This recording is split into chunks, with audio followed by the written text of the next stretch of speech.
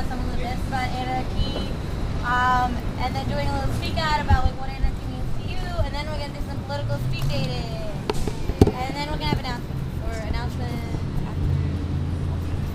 before the political speed dating. We're gonna have announcements. Okay, so welcome everybody. Thanks for coming. I guess we're gonna get started. So the first myth of anarchy is something that I think that we've all pretty much heard, and that's anarchy is that it's chaotic and it's disorganized. And that's really the first thing when people think about anarchy, they're always like, oh, it's, it means like no order, it means that people can do whatever they want, and that's really not at all what anarchy is. Anarchy tries to be anti-hierarchical and anti-authoritarian. And because really the only structure that we know is authoritarian, it is hierarchical, that's why pretty much everything is currently structured in our capitalist society is through hierarchy, is through authority. There's always the head of someone, as everyone is always asking us, like, who's the leader? That's because we live in a society where people are used to this kind of hierarchy. And anarchy is completely against all of that. Anarchy wants to create a society which is based on individual freedom and voluntary cooperation. So basically everyone, the three tenets of anarchy are liberty, equality, and solidarity. That means everyone has the free will to do what they feel they need to do, but they do need to work cooperatively with other human beings within their society, and that's what solidarity is. Solidarity is about mutual aid and about working cooperatively, and then equality means that there's no hierarchy. So this is what anarchy is, and it is structured in this way. There is a structure to anarchy. It's just not hierarchical. Or anyone can add to this discussion. Feel free to throw in your 2 cents on the topic if you like. I think we're an anarchist group, essentially. I'm sorry? Can you come closer? Occupy LA is basically an anarchist group in the way we operate. I mean, the General Assembly and the way we work with consensus and horizontal leadership is all based on anarchist theory. Yep. And so we're living it, really, without even some people even really knowing that we are. Occupy was basically begun by anarchists, and we've continued that. And if we'd gone down a more hierarchical path, then we would have given up on basic tenets of what anarchism is. I was gonna pretty much say that the reason why the Occupy movement attracted so many anarchists is because it was been built on horizontalism and horizontal structure as far as and being like a leaderless movement and an open, participatory, democratic movement. It really attracted to the people a lot of ideologies that were against hierarchy. So fun facts are fun. Yes. Well, I don't know how much if you want to keep going and then ask us 2 questions or what, but I was interested in the email. I don't know if it was a Stefan who sent it out or whatever. It said the different types of anarchism, like a socialist model, because it seems to me that without the solidarity part, it looks a lot like libertarianism. And I'm also interested in the structure. What is the structure? Because I think some of us flounder around that. Yeah, totally. I had a really good quote about that I'm trying to find. So you wanna take up another one and we can talk about that and I'll find it and we'll come back to it? If you'd like to weigh in on. Okay, go for it. Yeah. Right now, there's, Speak up. from what I know, there's a few different streams. Some of them are market-based, so I would call them individualist anarchists, and anarcho-capitalists. And there are anarcho-feudalists. I guess it would be a favor of a federated system. All capitalism,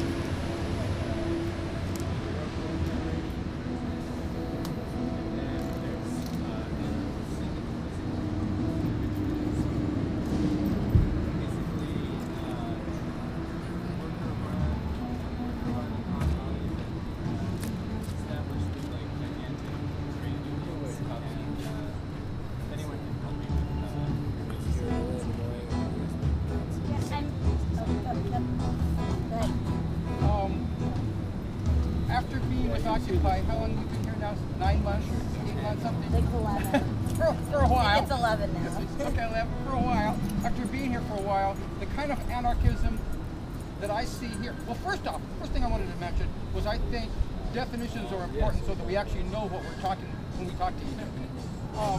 And I think that's some of what Julie was pointing out. The kind of anarchism I have seen at Occupy, and certainly what I find really comfortable, is the kind of anarchy that I understand that humans lived with 40,000 years ago.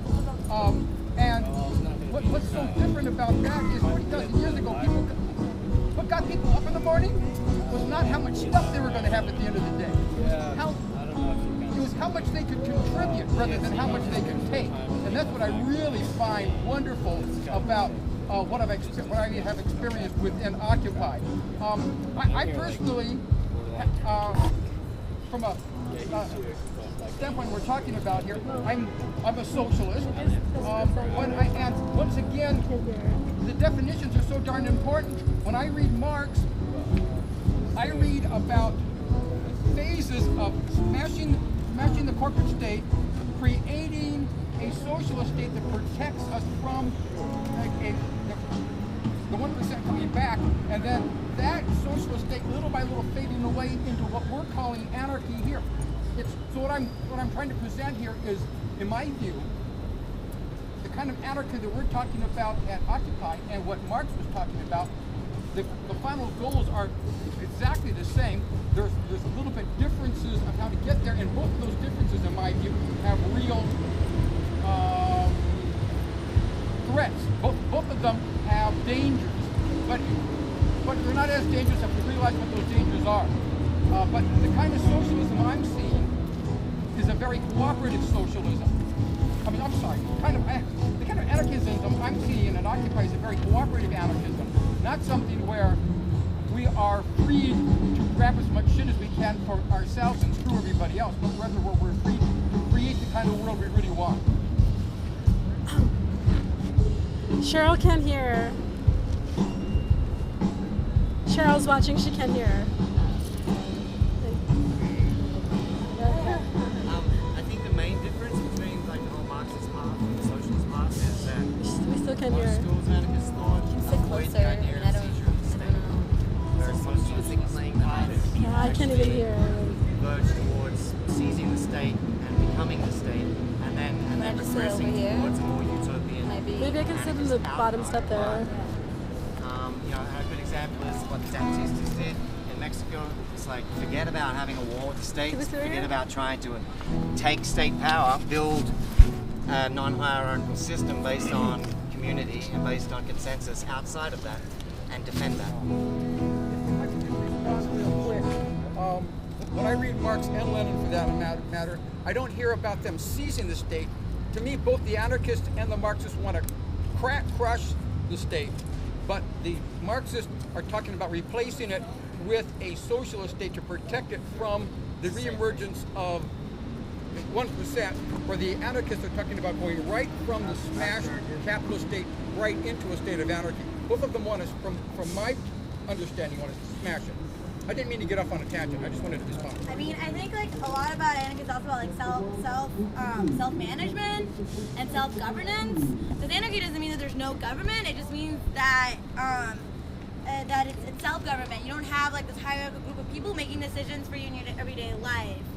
Because what's happening right now, there's all these, there's these people that are like really far, like people you don't actually see on an everyday basis. You don't actually have any sort of like contact with them making decisions, and as Alex pointed out earlier, is that there's different ways of organizing this. And one of the ways is anarcho-syndicalism, which talks a lot about organizing, having workers organize their work and their sites of production. And so instead of there having been, so that's one way that the workers will be organizing together to run their, run the factories or run whatever place, like schools or whatnot.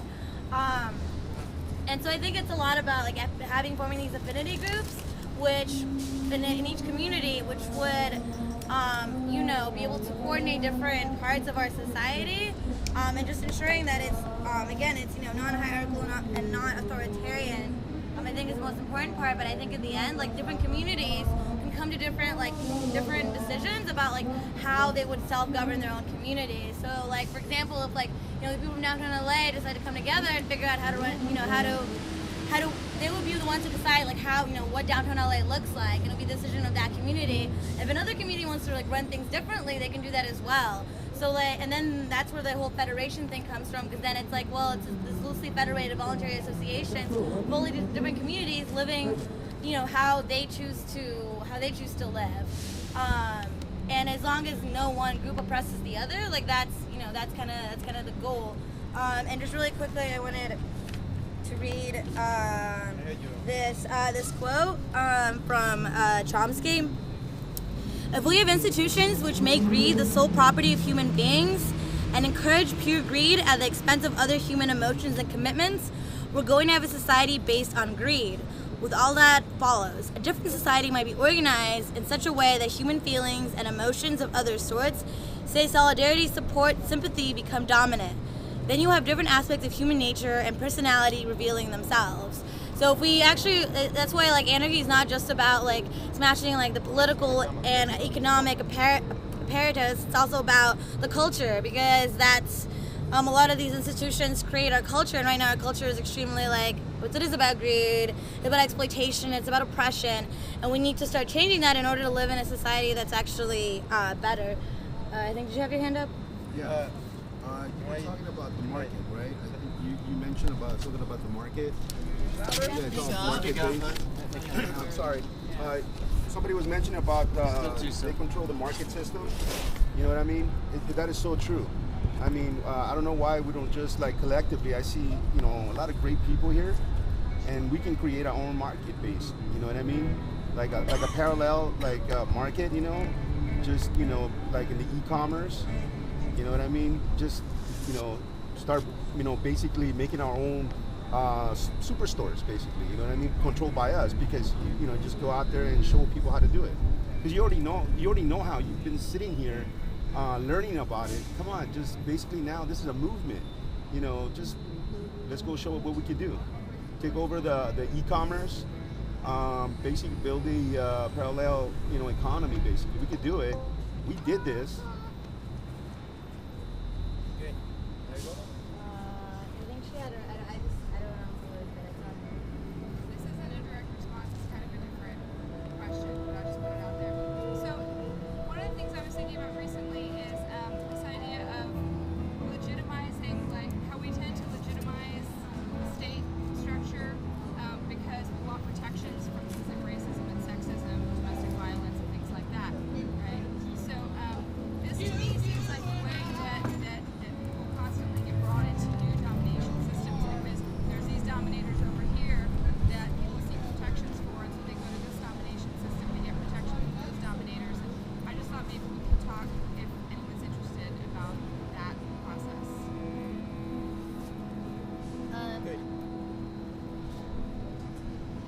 I think the idea that moved the Occupy at the beginning was that we want to be frontal, we want to be open, we want to include everybody in their ideas. That was the main idea of the Occupy. That's what the that's necessity that human have, to have the free expression. That's what we at the beginning everybody say, okay, Occupy is the way to go. And you have to realize that the complexity of the society that we have now is not like 100 years ago. We've been growing exponentially in the last 100 years, from 1 billion years to 1 billion people, for most of the time, to 7.5 billion that we have. This tremendous complexity, and we have to take into account that complexity in order for us to grow as a movement. The idea is the democracy. Democracy, even when it's being used by the system that we have now, that when you pay a close examination of this, democracy is the expression of the majorities, which is service to the majority. And those people who represent us are supposed to represent us. That is the true democracy. And that is the idea that most of the people can follow. You have to remember, when we have the society complexity that we have now, we need to have some kind of structure in which we can grow it, because it's not simple. Like many different branches, the knowledge, human knowledge, have advanced exponentially. We need some control of the things. And I think the best way that we can do this is focused by the democracy. Most of the people understand, and we avoid the conflicting. You know, most of the things that we don't grow in the United States, because we conflict all the time. Ideology. You know, I am Marxist, I am communist, I am socialist, I am anarchist. You know, and we always conflict each other, and we never achieve anything. The Occupy opened the table for everybody to be expressed, you know, without the ideology. So we don't have to go behind this thing ideology, because destroy the moment, definitely. So embrace something that we start and the people like it.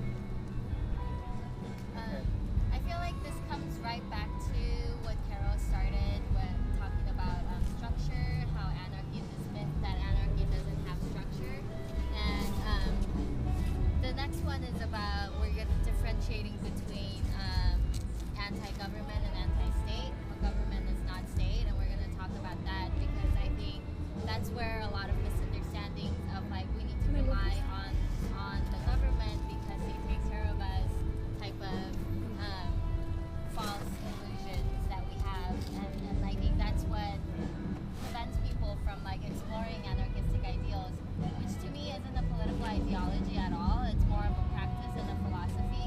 And like there's a passage that I want to share with all of you later, but yeah, we need to I think anarchy allows us to create our own structure with the people we want to organize with and create whatever structure that works best for whatever project that is, and that leaves an option like open to anything basically. Like we don't have to work within this like already created structure and just follow their rules. We don't have to vote, we don't have to we're just like trapped in the system that's so dependent on the state and the government that like we can't even perceive that we're possible, like we can actually create stuff by organizing with community. And I think anarchism principles and philosophies allow human beings to do that and create our own structure. Yeah, Can you move back a little? I'm wondering what the difference, what you just described sounds like pragmatism to me. It sounds like not depending on any particular philosophy, but finding what works, what provides the greatest benefit. And it's very closely allied to learning and education. So it's like this idea of walking the road, we find where we're going. It's very process oriented. And what is structure but process that has become habitual? What I'm hearing you saying is we want to stay open at all times to whatever's going to work in a particular circumstance, looking carefully at the situation, and then in dialogue decide what to do together. And there's a very strong tradition in America of pragmatism that is tied to education, and it seems to me that's something we might think about as we describe who we are. Right, and also the idea of like these isms, like how we, like anarchism is defined as like a political ideology a lot of the times, but like the very definition of like having a political ideology means that you follow some of these like political already structured like state systems, and like anarchism, how it can be practiced as a philosophy and not just a political like we don't have to theorize what anarchy is, we practice it by living anarchistic ideals. And like I think I'm gonna get into that a little bit later when I read that passage. But should we move on to the next next myth? Can we uncover the next myth? The next myth is that anarchy is anti-government. And so and I think we touched a little bit about this, but anarchy is not about like being against like a way to, again, it goes back to being chaos about you know there not being any sort of government. And there's a difference between the government and the state, and I want to make that distinction because there's this there's this government, and government is also about how we sort of manage our communities and our societies, and then there's a state, which is this institution that manages our communities. And so I think that's kind of the difference. So anarchy is not about being anti-government, and it's anarchy. What it actually means, it means like without a ruler. It means without authority. And it attacks the main sources of power in capitalism, law, authority, and the state. So it's really not about government. It's a lot more about being anti-authority. And I think there's a distinction to be said about they're not people saying like, oh, there's no system of governance. Well, no, there is going to be some sort of system of governance, some sort of like way to self-govern, self-manage. And again, that can kind of come off in different ways. And I think like Occupy LA, as you mentioned before, it is a very much of an anarchist based group. And and we do have a way where we self-govern. We have meetings, we talk, we discuss things, we figure out what steps you next take. But there is no there's no like state. There's nobody telling you what to do, which can at times like everyone be like be a downfall. But most of the time, like it's actually something that's really great because people do what they want to do because they're compelled to do so out of their own wanting to do it versus being coerced into it by some higher authority, and it actually makes people better, happier human beings. It's been proven like hierarchy, like our hierarchical society right now really doesn't work. It creates all of this really like lots of like sadness and just misery, and it's not something that's beneficial for humanity. Eddie? I feel as far as like definitions go, and as far as like the actual definition of what a government is, it comes from like government. When you break it, the Latin terminology down, it means power over the mind. So I would have to disagree that like anarchy is against government, but not against the idea of governing oneself, governing like a community. And as far as like as far as having a structure that does kind of like it's just a way to live without the coercion and without the authority of the government. It's like in direct opposition to that. And it was touching up on the subject of democracy, and I would have to say that democracy in this country has been extremely, kind of taken advantage of. There was this representative democracy that was formed that, like, it's a way of people to represent you, and it's like, that's also, like, it's like anarchism isn't something that, like, one person can represent every single person that's here, or one person can represent a group of people. It's no representation whatsoever. I can represent myself, she can represent herself. It's like, it's decentralizing the power of this actual government. So I would say that anarchy it's like it's living with true liberty without the coercion of government and social systems that we're born into and have no choice over. Can I just add to that real quick? I mean, the alternative to representative democracy obviously is direct democracy, but if we're talking about a federated system eventually, then you can have delegational democracy. I mean, like we'd have our local groups, we'd have a group like Occupy LA, but then, on a wider state level in California, that we'd send delegates from this group to bigger conferences and to a more federated system. They would ideally be rotated out every few months so that people didn't become professional politicians. We weren't always being represented by the same 2 or 3 people, but that's the alternative. No one thinks there is an alternative to representative democracy, but it's direct and delegational. I mean, I think it's also that we shouldn't necessarily like consider like the way we'd be federated like along the same lines that we are now. I don't know if to be like be a California if like United we all were anarchists. And I mean I think that's also like I think that smaller is better. I don't think we necessarily have to have these like links with like people like, you know, I mean, I think it'd be great if you want to be a, you know, traveler, you want to go travel along, you know, the land, that's great, but like I don't know if we necessarily would have to be in contact and have like these huge like, you know, conventions. I mean, a lot of these conventions even now are really like they don't really do very much because it's like you have all of these people from all these different parts, like how, you know.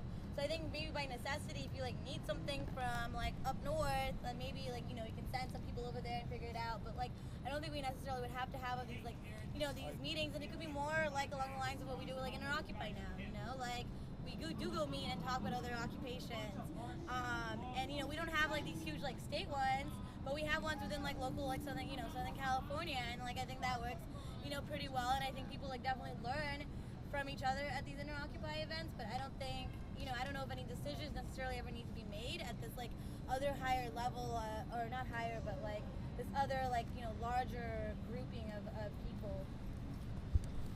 I heard something about said that the education, we don't need that much that we have now. I think that concept is totally wrong, you know. We are humans and we understand many things that we never understood before, and it's because of the knowledge. And I dealing with students, you know, in the room, and definitely we need some guidelines. We cannot let the students just let's go. But no, we have the complexity of the knowledge that we have now, and we've been growing because of that knowledge. We understand so many things now, and it's more needed, you know, to go forward to dealing with the 7.5 billion people that we have in the planet. With all the problems that we create, these people, we need knowledge. We need a massive amount of knowledge. We need control of that knowledge. The only way happens because we have nuclear weapons, you know, how they use it now. But that is powerful knowledge we use for the good too. And you have to remember, democracy is not a concept that is come from the air. It's not a group that's going to say, no, democracy was invented 2,500 years by the Greeks over there. And when they did that democracy, they advanced over any other country at the time. This group of 30,000 in Greece, they were able to have so many ideas that we still have. Democracy is one of the ideas that we have now, you know, from them over there, from the past. And they gave us so much knowledge. We have Socrates, we have Archimedes, we have Pythagoras theorem that is still using, was development only the democracy that overpowered all these systems that we have at the time. So democracy is not idea that is come, I'm going to do the thing. It's not as simple the society that we have and a little group, you know, we want to take, we want to do whatever we want. We haven't evolved as a human to the point that we're going to govern ourselves. We need to evolve. We're going to that way. But we need to go step by step to understand the relation that we have with the species, the relation that we have with the planet. You know, that's what we need to growing as a human. In the moment that we have now, we not even get the majority of people come to us over here. The people are still voting against their own interest, you know, because of the propaganda. We need to growing as a human, and that is a slow procedure. That's called evolution. We have to go like this. It's not that one group is going to invent. That's it. That is the form of government. The society is much complex than you believe. I want to say that I think anarchism kind of goes beyond direct democracy because it kind of has non-initiation of force theory and non-aggression theory, which basically says it doesn't really matter what the majority says, as they can't initiate force. I don't care if a majority of people want to blow those group of people out. That's not cool. That's not anarchism, and I would never support democracy just for that reason, because I don't think majorities should rule. And about education, I totally agree. People should need to be educated, but I don't think there needs to be strict guidelines.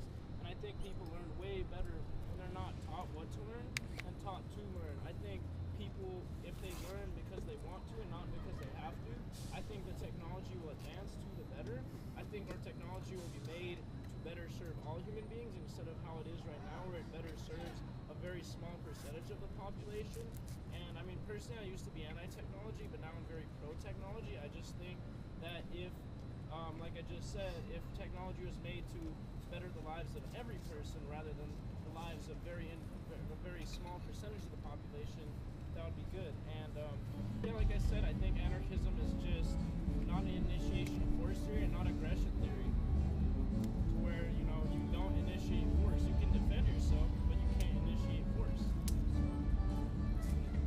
Julie?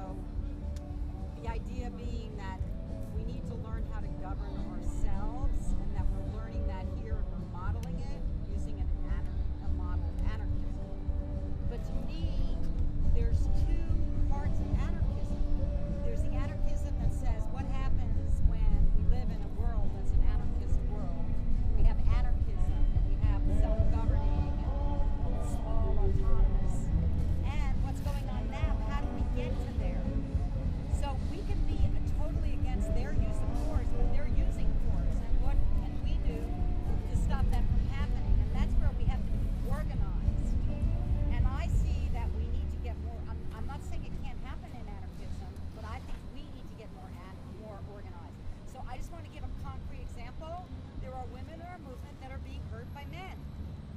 And we're not doing enough about it. We need to apply our model to doing something about it. If we can create a structure, let's do it. Because right now our movement's gonna fall apart if we don't. So I wanted to recently touch upon the democracy issue. So our forebears overthrew kings and dictators, but they didn't abolish institutions. They didn't abolish institutions by which kings and dictators ruled. They democratized them. Yet whoever operates these institutions, whether it's a king, a president, or an electorate, the experience on the receiving end is roughly the same. Laws, bureaucracy, and the police came before democracy. They function the same way in a democracy as in a dictatorship. The only difference is that because we can cast ballots and how they should be applied, we're supposed to regard them as ours even when they're used against us. Democracy presumes a line between participants and outsiders, between legitimate and illegitimate. Only a fraction of the men could vote in ancient Athens. The founding fathers owned slaves. Citizenship still imposes a barrier, included and excluded, shutting over 10 million undocumented residents out of the decisions that shape their lives. The liberal answer is to expand the lines of inclusion, extending the rights and privileges until everyone is integrated into one vast democratic project. But as long as all power must flow through one bottleneck, there are bound to be imbalances and outsiders. The alternative would be anarchy, abolishing centralized power structures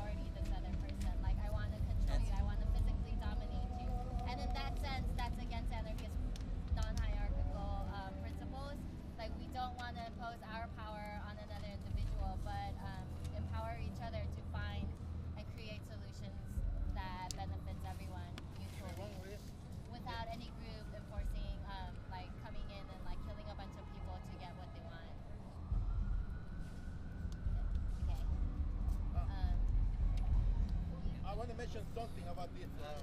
Stack, really. Okay, go ahead. We've already spoken.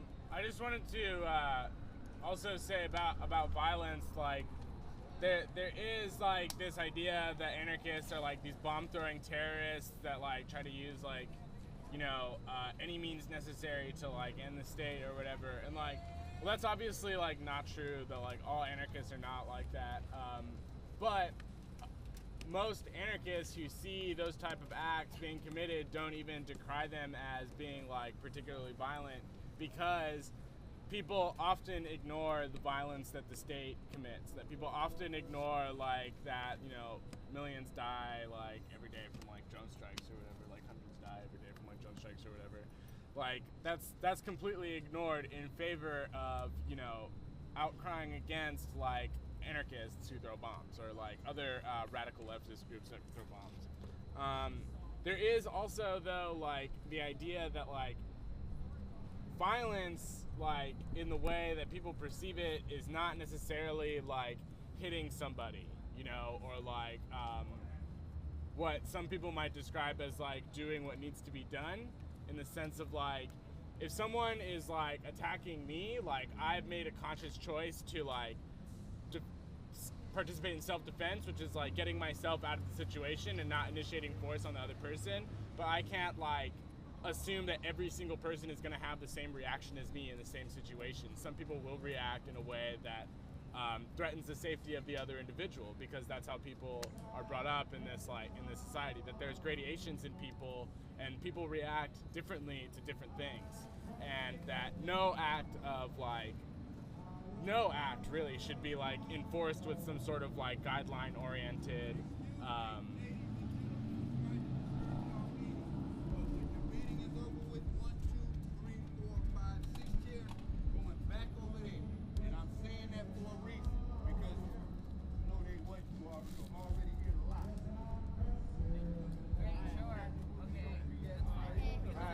I was done. Thank you. Gotta go back over there. All right. Oh yeah.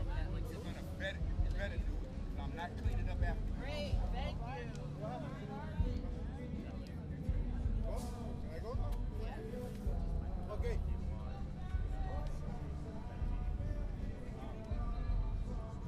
As I said in the beginning, we depart from something real that happening. You cannot name any country around that he made the change and it's in the name of the what do you say? You know, we have many revolutions in the history, and we know they never go in the name of the what you call. No, always there be something different. Always they change the country. Just to give you an example, little revolution that we have in El Salvador, and 100,000 people die over there. But we have a little democracy, not the democracy that we want. But still, the high school students over there, they have a 2 pairs of uniform free. They have a laptop in the high school. You can go to university in El Salvador. It's not totally revolution. It's kind of compromise. But you still have that thing for the people. I mean, we're talking about We're gonna have an particular open mic later. You can express. no. But we never have any revolution for the one that you advocate over there. No, Never. but we're talking about how the myth that we're currently debunking is that anarchists are violent or terrorists. Because we can focus the discussion around that, because that's very specific. Unlike the other myths, which were like, yeah. Also, the other myth, in which case that anarchy doesn't have any structure, which we're participating in. So, like, we would like you to be involved in that structure as well, to like, you know, stay on topic. But as far as like power corrupts, like as you can see with the gentleman here that was like in for like finding a way to exercise his power so frivolously when he didn't really need to use it in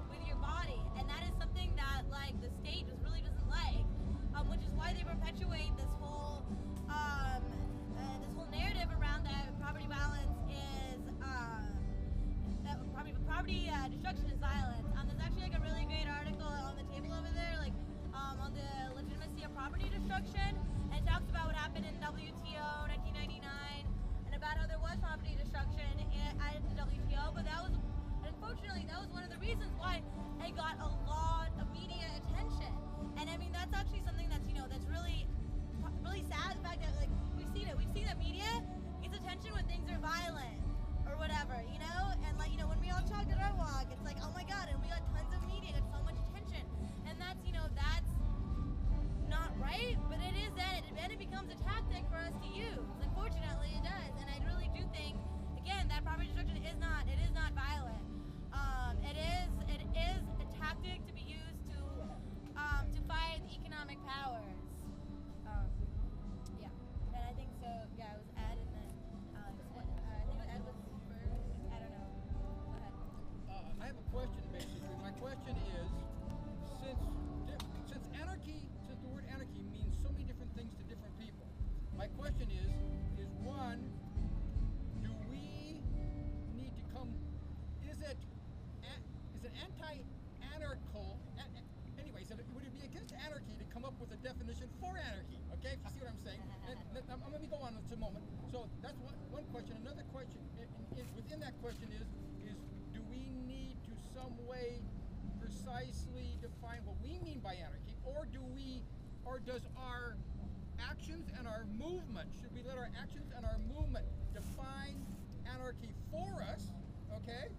Or should we invent an entire new word to say what we're trying to say? So these are questions, just things to think about. Can we stay on topic though again? Yes, sorry. Okay, yeah, it's okay. This on topic. It's about violence and anarchy. It's not. Not about violence. Oh, is this anything to do with the myth around anarchists being terrorists? If it's not, please save it till after. It's just so confusing, you know.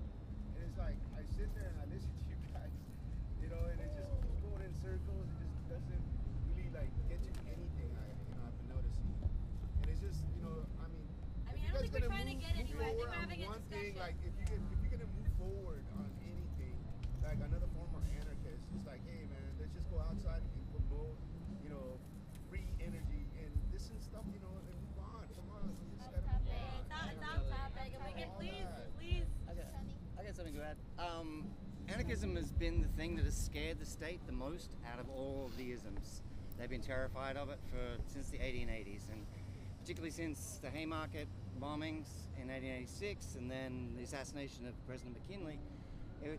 Anarchism was vilified and turned into this terrorist idea of what it's been constructed as now. Between about 1910 and 1918, most of the foreign anarchists were actually deported. There was a law that came in, I think it was called the Anarchist Deportation Act, something like that.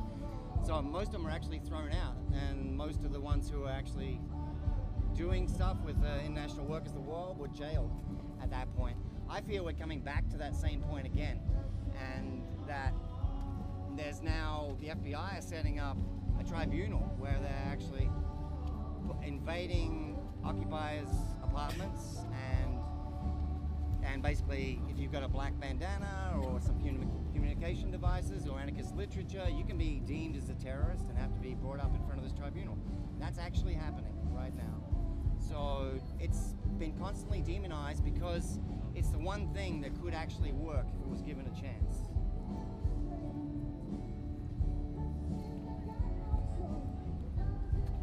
But it doesn't have to be violent at all. Right, and like I think we have to remember that like the only terrorists that exist are countries and governments with power, with military power. They're the ones who are actually doing the biggest terrorism, committing the most crimes, killing the most people. And like us voicing our dissent directly against that is like a direct threat to this existing structure of power, and which is easy, which is why I guess like they want to play people who are a threat to them and say like, oh, these are violent people. Like, so I think we have to be conscious, like always conscious of like we're terrorists to the state because the real terrorists is the state itself.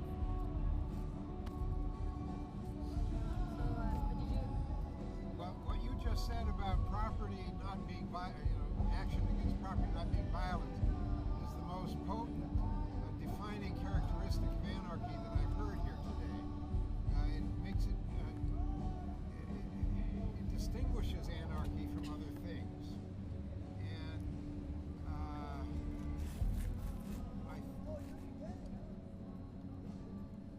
I guess it's an easy sell to the mass public to vilify anarchy because everybody's so attached to their property. So it's like if you imagine imagine your own ego boundary extends around your house and your car and whatever, and it's like people are being violent against you. It's a quite evolved point of view, I think, to be able to distinguish your property from yourself, and so I think it's a kind of a slow pitch that the authorities can hit out of the ballpark. Well, I mean, I think what I mean by private property is not like, I think there's a misconception of what private property means. Like, private property for me is not my car. Like, that's not what private property is.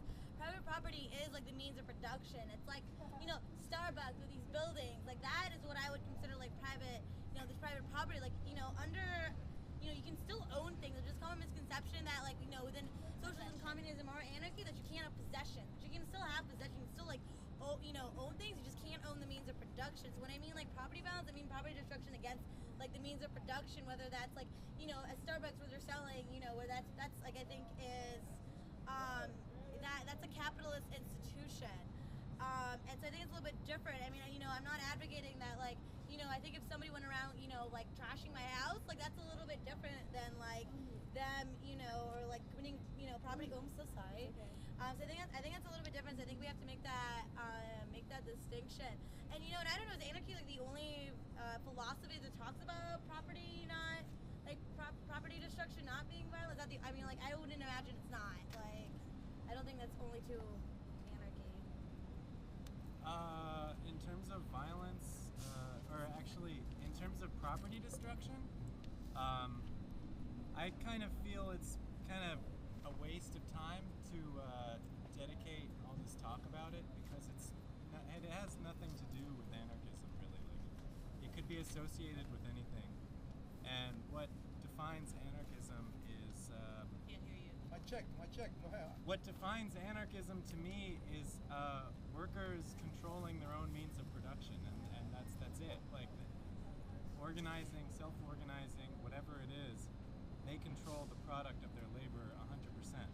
So I think that it's easy to get there peacefully, and also maybe it is counterproductive to, like, heavily associate anarchism, to feed into that myth that anarchism is directly associated with property damage. It doesn't need to be, I guess. Yeah. And it's a recent, like, historically, it's a very recent phenomenon that, like, is particularly North American, and, like, it's been around for like 15, 20 years. It's not really that old or established. Okay, good. This might be out of process, but are you going to talk about how anarchy is different from other forms of socialism or communism? I mean, we haven't, we haven't, like, I mean, I think that, like, that's something that we could talk about, but, like, people want to talk about it, but, like, I honestly don't really know enough about all different types of anarchy and socialism and communism. But if people want to talk about it, we can. We can open up, we're gonna open it up, like, we're gonna go after, like, through these myths, and then we're gonna open it up a little bit more. So can we move on so we can get through the myths? Yeah. Do you want to talk about anarchists? There's something about violence, right? Okay. And specifically, when we're talking about violence of private property, I think the word to remember would be more like privatizing corporation. The companies that we're talking about that like violence would be committed against are companies that are already doing something violent with their own money or their own resources, whether it be self-destructive and or to the community. Like, for instance, CCA, we have all these representatory companies from ExxonMobil to Walmart and all these things that are imposing a form of violence on our community that is psychological and other forms of violence. And if an anarchist act goes violent against that, it should just be autonomous and happen. Something like that should attract destruction to itself because it's being destructive. That's all. You don't really have to address that, like, anarchy must establish this violence against it. It will naturally happen against those particular machines.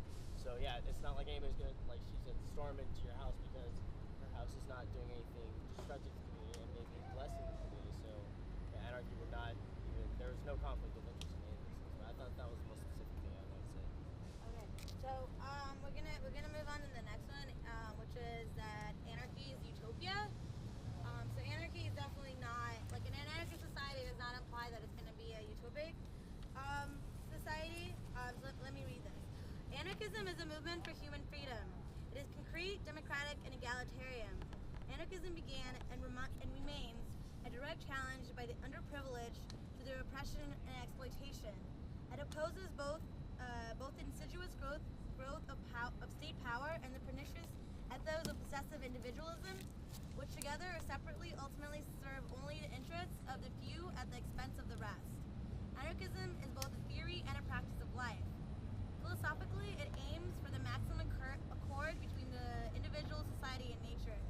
Practically, it aims for us to organize and live our lives in such a way as to make politicians, governments, states, and their officials superfluous. In an anarchist society, mutually respectful, sovereign individuals will be organized in non-coercive relationships within naturally defined communities in which means of production and distribution are held in common. Anarchists are not dreamers, obsessed with abstract principles and theoretical constructs. Anarchists are well aware that a perfect society cannot be won tomorrow. Indeed, the struggle lasts forever. However, it is the vision that provides the spur of struggle against things as they are and for things that might be. Ultimately, only struggle determines outcome, and progress towards a more meaningful community must begin with the will to resist every form of injustice. In general terms, this means challenging all exploitation and defying the legitimacy of all coercive authority. If anarchists have one article of unshakable faith, it is that once the habit of deferring to politicians or ideologues is lost, and that of resistance to domination and exploitation is acquired, then ordinary people have a capacity to organize every aspect of their lives in their own interests, anywhere and at any time, both freely and fairly. Anarchists do not stand aside from popular struggle, nor do they attempt to dominate it. They seek to contribute practically whatever they can, and also to assist within it the highest possible levels of both individual self-development and of group solidarity.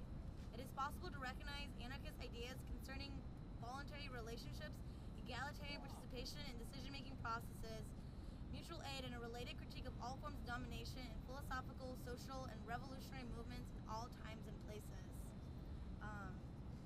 So basically, yeah, I mean, this also kind of goes over a lot of anarchy, but basically, yeah, anarchy is not some sort of utopic vision of a perfect society.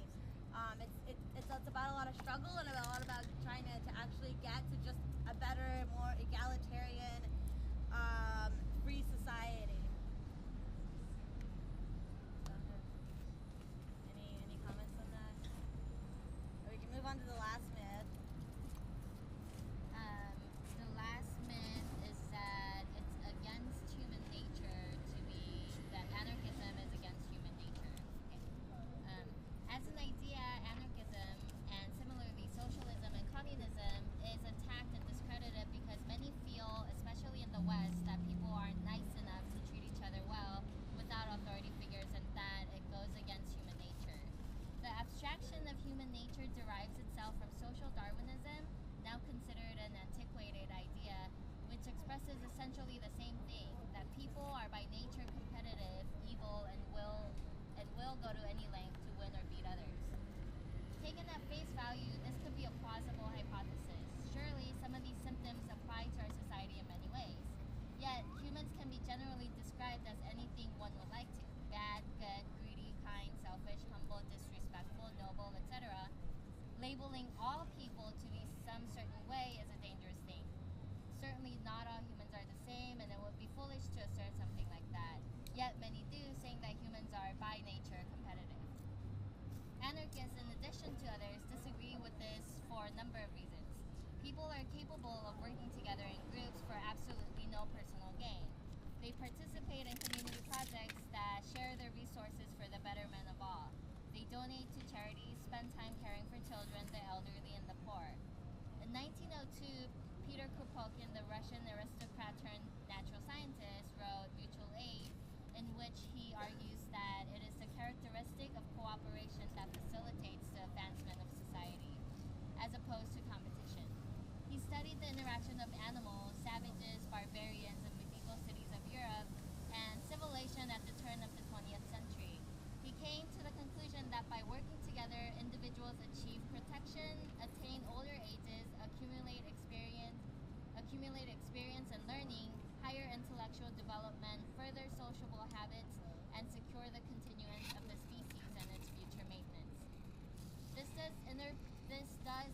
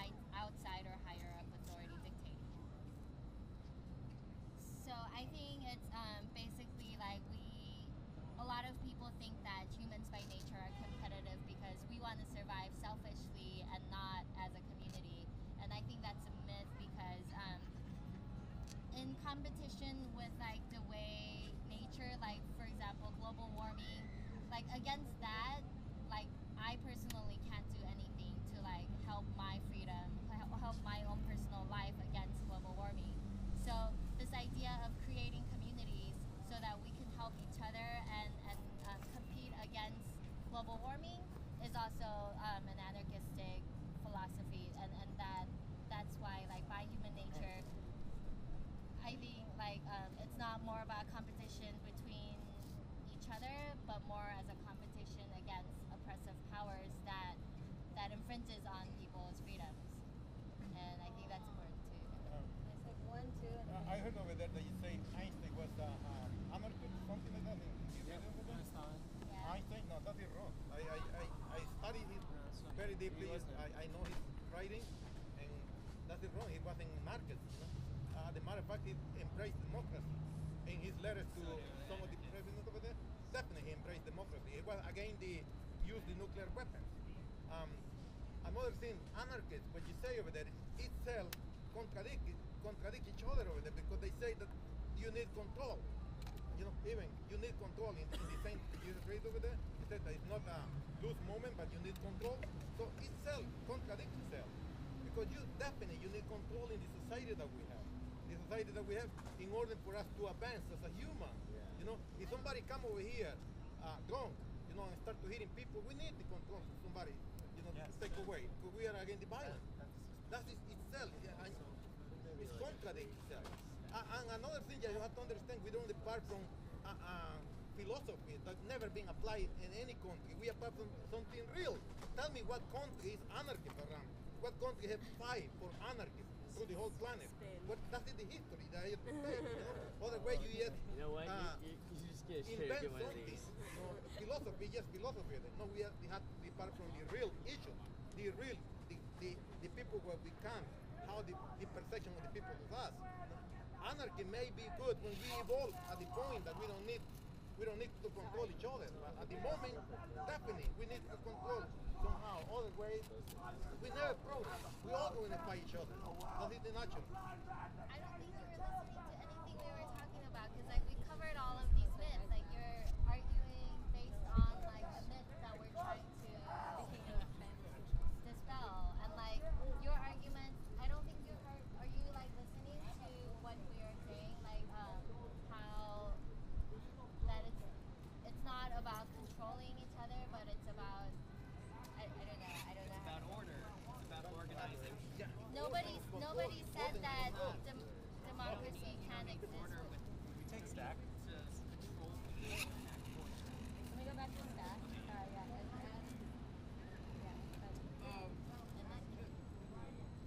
asked, what group of people has anarchy ever gone ahead and worked with? Okay, or has human beings ever saw where anarchy was successful? I would argue that anarchy was successful for a great majority of the time the human species has been on this planet. Anarchy was extremely successful from the time the human species became to what we are now until about 8,000 years ago, and in many societies up until very recently. And during that time, there was people lived in cooperative groups with no authority over them to make sure that they behave properly. And this business of competition, most of those societies, there was a kind of competition, but the kind of competition you're talking about, it was the kind of competition that I'm going to get up in the morning and I'm going to compete against myself to see how much I can contribute, because it's so much fun to contribute to the group. And maybe there might have even been a little bit of competition between people to see who could contribute the most. But I don't think they thought of it as competition. They thought of it as just joyful giving. I have to respond to him. Yeah. Go ahead. I just want to say straight off, like, anything that talks about human nature is total bullshit, because nurture and nature are one and the same. We live in a society that rewards competition, so to say competition is human nature proves how that is a learned behavior, because it's always around them. We as a human species, we adapt to our environment. So in a capitalist society, our environment, it rewards competition. So of course, it's going to be competition. And to kind of answer your question,